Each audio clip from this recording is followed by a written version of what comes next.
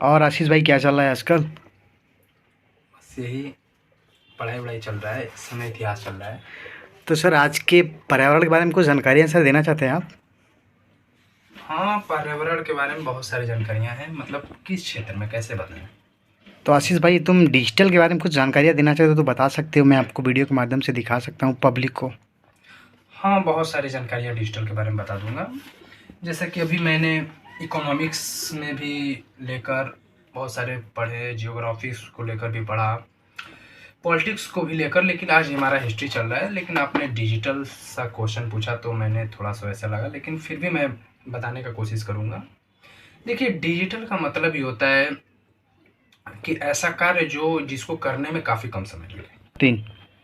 हाँ, तो ये डिजिटल शब्द सुनते ही आप लोगों के मस्तिष्क में बहुत सारे चित्र बनने लगता है, जैसे कि वायुयान के लेकर हो, वाहन को लेकर हो, मोबाइल हो, मोबाइल में कैसे कैसे process, keypad, smartphone, laptop, computers, satellite, यानी कि बहुत सारे मशीनों के बारे में हमारे मस्तिष्क में सिंपल सी बातें बन जाता है। तो सबसे पहले हम बताएंगे कि डिजिटल मतलब क्या होता है। जैसे कि डिजिटल शब्द एक डिजिट शब्द से बना है। डिजिट का अर्थ होता है अंक, अर्थात 1 2 3। ठीक उसी प्रकार से छोटे छोटे क्रम में बढ़ते हुए आज हमारा इंडिया डिजिटल इंडिया बन चुका है। जी हाँ, डिजिटल मतलब हुआ कि हमारे छोटे स्तर से लेके बड़े स्तर के लोग एक छोटी छोटी कणियों में जुड़ते हुए आगे बढ़े, देश को आगे बढ़ाए। हालांकि इन सब के बावजूद भी मैं ये बताना चाहूँगा कि डिजिटल 2G से लेके 5G के बारे में ये ज़्यादा अहम भूमिका निभाती है, जिसमें बहुत ही ज़्यादा फेमस रहा है। आज जैसा कि 1 अक्टूबर है 2022, 5G उद्घाटन हुआ है। अभी 11 बजे मोदी ने 5G को लॉन्च किए हैं। तो आप समझ सकते हैं कि 5G के पहले 2G, 3G, 4G कैसे आया, कब आया। तो हम बताना चाहेंगे कि 2G जो है 1991 में इंडिया में आया था। फिनलैंड ने बहुत अपनी सारी भूमिकाएं निभाया और अहम योगदान देते हुए सब कुछ किया।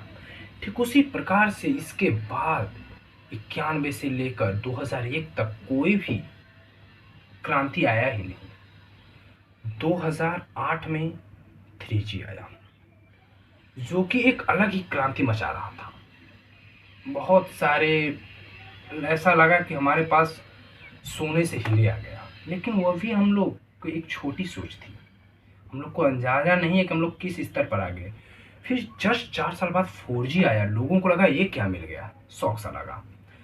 लेकिन 2012 के बाद डिजिटल क्षेत्र में कोई क्रांति नहीं आया।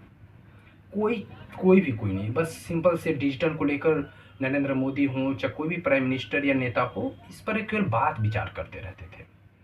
लेकिन आज 1 अक्टूबर 2022 में जब 5G पूरी दुनिया के सामने, पूरे देश में लॉन्च हुआ, मोदी ने उद्घाटन किए, और 8 ऐसे इलाकों जहां पर पहले उन लोगों को दिया गया 5G, जिनमें जियो, एयरटेल्स, VI, ऐसे बहुत सारे कंपनियों का योगदान भी रहा है।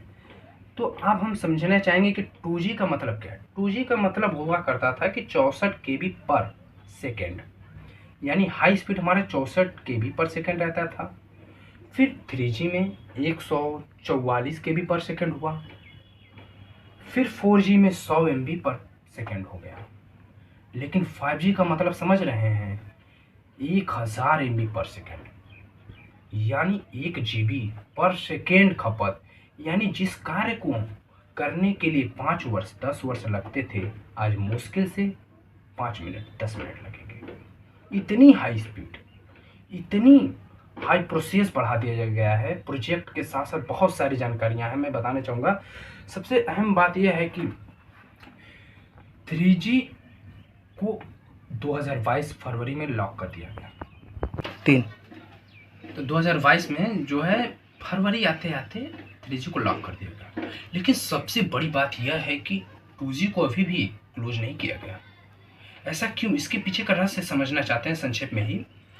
देखो, 2G बंद करने का मतलब है कि कीपैड हटाओ।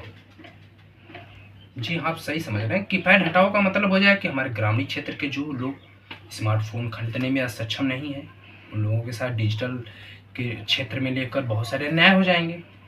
इसीलिए कीपैड को रखा गया कि अपनी बात विचार गरीब भी आसानी से करे और पैसे इकट्ठा करके स्मार्टफोन तक पहुंच सकते हैं।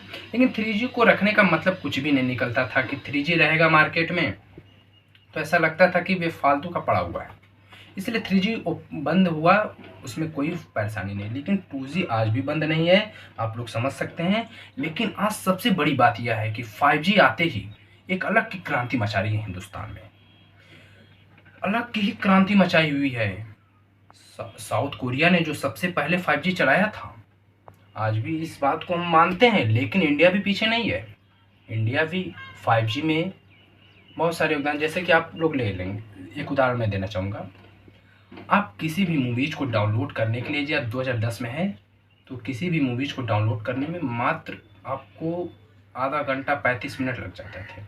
लेकिन 2012 के बाद आए, जब 4G आया, तो वही आपको 10 मिनट लगते थे। लेकिन 5G आते ही 1 मिनट से 30 सेकंड के बीच ही लगेगा, यानी हाई स्पीड। लेकिन इन सब के बावजूद हमारे पड़ोसी देशों में भी विकास देखने को मिल रहा है, डेवलपमेंट हो रहा है बहुत सारे। लेकिन मैं मुख्यतः इंडिया पे ही बात कर रहा हूँ और बहुत सारी जानकारी नहीं है। लेकिन बस इतना आप समझ लें कि 5G आया है तो बहुत कुछ होगा। जैसे पिछले बारे में अभी ड्रोन कृषि के बारे में मोदी ने लॉन्च की, हमारे प्रधानमंत्री ने बहुत सारे डिजिटल क्षेत्र में कार्य कर रहे हैं। ठीक है दोस्तों, तो इतना ही आप सभी लोगों को लगा। लेकिन मैं ये नहीं कहना चाहता हूँ कि आप सभी लोग को बहुत ज़्यादा जानकारी दी, या फिर भी मैंने कोशिश किया जानकारी देने को, और ऐसे ही जानकारी आता रहेगा तो मैं आप सभी लोग के बीच में प्रस्तुत करता रहूँगा। और बहुत बहुत धन्यवाद।